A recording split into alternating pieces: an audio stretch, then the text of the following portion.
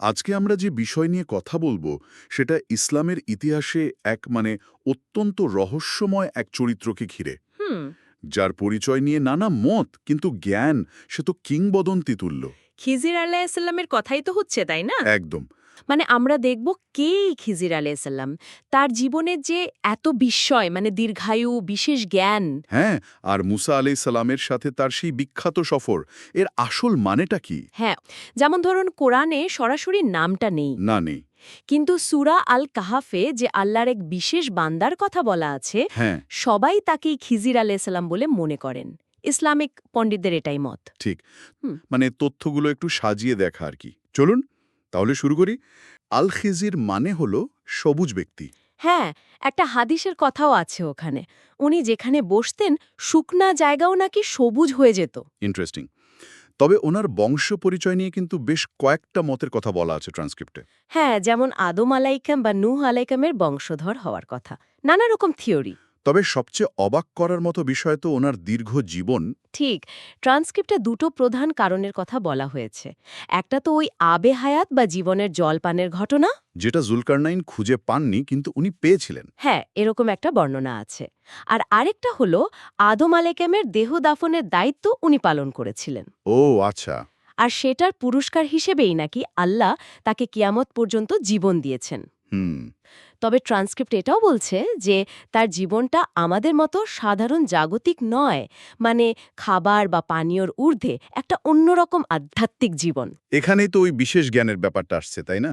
এলমেলাদুনি। একদম, ট্রান্সক্রিপ্টে খুব জোর দেয়া হয়েছে এটার উপর। এটা কোনো পড়াশোনা করে পাওয়া জ্ঞান নয়। সরাসরি আল্লাহর তরফ থেকে পাওয়া। হ্যাঁ, বিশেষ উপহার বা প্রজ্ঞা বলতে পারেন। আর এই জ্ঞানের জোরেই তিনি এমন সব কাজ করতেন যা সাধারণ যুক্তিতে বোঝা মুশকিল। আপাত দৃষ্টিতে মনে হতে পারে ভুল বা অন্যায় কাজ করছেন। ঠিক, মনে হতে পারে ভবিষ্যৎটাও তিনি দেখতে পারছেন কিছুটা। আর এটারই সেরা উদাহরণ তো মুসা আলাইহিসসালামের সাথে তার সেই যাত্রাটা। ট্রান্সক্রিপ্টে বেশ বিস্তারিত আছে ওটা। হ্যাঁ, যখন মুসা ভাবলেন তিনিই সেরা জ্ঞানী, আল্লাহ তাকে জানালেন যে না, দুই সাগরের সঙ্গমস্থলে তার চেয়েও জ্ঞানী একজন আছেন। আর মুসা আলাইহিসসালাম তাকে খুঁজতে বেরোলেন। হুম। তারপর দেখা হলো, আর খিজির আলাইহিসসালাম তাকে সাথে নিতে রাজি হলেন, কিন্তু শর্ত দিলেন। তিনটা শর্ত ছিল, তাই না? ট্রান্সক্রিপ্টে আছে, ধৈর্য ধরতে হবে। আর কোনো প্রশ্ন করা যাবে না, যতক্ষণ না উনি নিজে ব্যাখ্যা করছেন। কিন্তু মুসা আলাইসাল্লাম তো ধৈর্য রাখতে পারলেন না। পারলেন না? প্রথম ঘটনাটাই দেখুন। গরিব মাঝিদের ভালো নৌকাটা ফুটো করে দিলেন। মুসা আশ্চর্য সাথে সাথে প্রশ্ন করে বসলেন, এটা কি করলেন? তারপর একটা ছোট বালককে হত্যা করলেন। এটা তো আরো ভয়ঙ্কর। মুসা আবার প্রশ্ন করলেন। আর শেষে একটা গ্রামে কেউ তাদের সাহায্য করল না, খাবার দিল না, অথচ উনি সেখানকার একটা ভাঙা দেয়াল এমনি এমনি ঠিক করে দিলেন।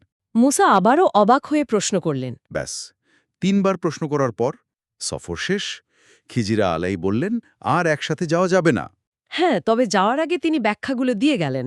ট্রান্সক্রিপ্টে সেগুলো আছে। যেমন, নৌকাটা ফুটো করেছিলেন কারণ সামনে এক অত্যাচারী রাজা সব ভালো নৌকা কেড়ে নিচ্ছিল।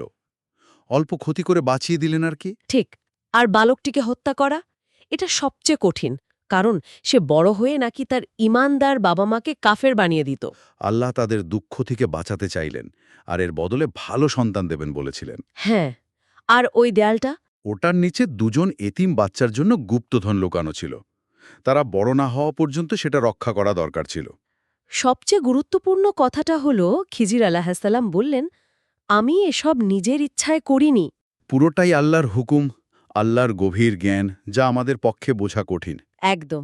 ট্রান্সক্রিপ্টে ওই পাখি আর সমুদ্রের উপমাটাও খুব সুন্দর। হ্যাঁ, যে পাখিটা সমুদ্র থেকে এক ফোঁটা জল নিল, ওইটুকুই হলো আমাদের সবার জ্ঞান। আর পুরো সমুদ্রটা হলো আল্লাহর জ্ঞানের মতো। জ্ঞানের বিশালতা বোঝানোর জন্য দারুণ উপমা। সূত্রটা এটাও বলছে যে অনেকে বিশ্বাস করেন খিজির আল্লাহ আজও জীবিত। হ্যাঁ, এবং আল্লাহর ইচ্ছায় তিনি পৃথিবীতে ঘুরে বেড়ান, সাহায্য করেন নেককার বান্দাদের। অপ্রত্যাশিতভাবে বিভিন্ন রূপে এসে। ঠিক। তাহলে এই পুরো আলোচনা ট্রান্সক্রিপ্টটা ঘেটে যা বোঝা গেল, খিজির আল্লাহ হলেন আল্লাহর এক বিশেষ রহস্যময় বান্দা, যিনি বিশেষ জ্ঞান পেয়েছেন, দীর্ঘ জীবন পেয়েছেন, আর তিনি চলেন শুধু আল্লাহর আদেশে। তার কাহিনী আমাদের ধৈর্য ধরতে শেখায় আর বুঝতে সাহায্য করে যে ঐশিক জ্ঞানের পরিধি কত বিশাল। ঠিক।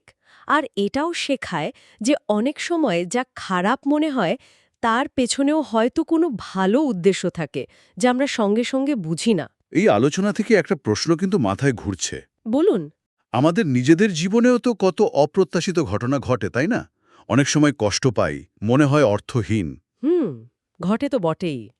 খিজিরের এই কাহিনীর আলোকে আমরা কি পারি না একটু থেমে ধৈর্য ধরে ওই ঘটনাগুলোর ভেতরের কোনো অর্থ বা শিক্ষা খোঁজার চেষ্টা করতে? হয়তো সেখানেও কিছু লুকিয়ে আছে। এটা সত্যিই ভাবনার বিষয়। হয়তো একটু ধৈর্য ধরলেই অনেক কিছুর মানে স্পষ্ট হয়ে যায়।